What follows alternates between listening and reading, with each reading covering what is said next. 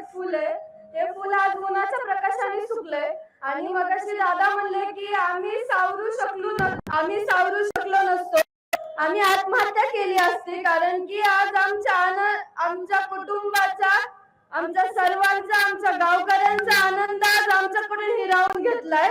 पण ही कळी फुलू शकते, पण आज तुमच्या पाठिंब्यामुळे आज आम्ही उभा राहू शकलो, आम्ही नंतर फुलू शकलो आणि हा न्यायाचा लढा पुढे घेऊ शकलो.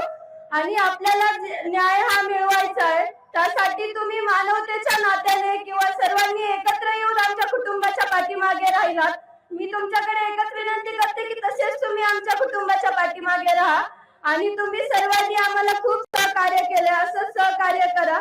आम्ही ज्यावेळेस रस्त्याने चालतो त्यावेळेस आम्हाला धक्काबुक्की होऊ नये म्हणून तुम्ही लोकांना हात जोडून विनंती केली की आम्हाला चलू द्या, त्यासाठी सुद्धा मी तुमचे आभार मानते. आज जसे तुम्ही आमच्या पाठीमागे आहात तसंच कायम राहा.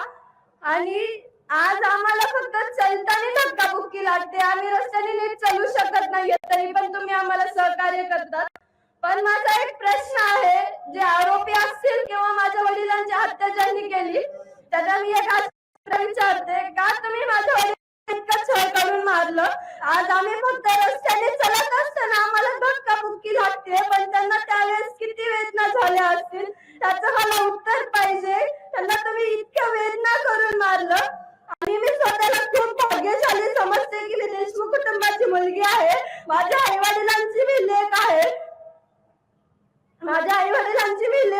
पण आज मला याची खंत वाटते, मला नाराजी व्यक्त होतीये की मी आज माझ्या वडिलांसोबत नाहीये. पप्पा, तुम्ही आज जिथे कुठे असताल तिथं जसं तुम्ही आजपर्यंत हसत राहिला तसंच तिथं हसत राहा आणि आम्हाला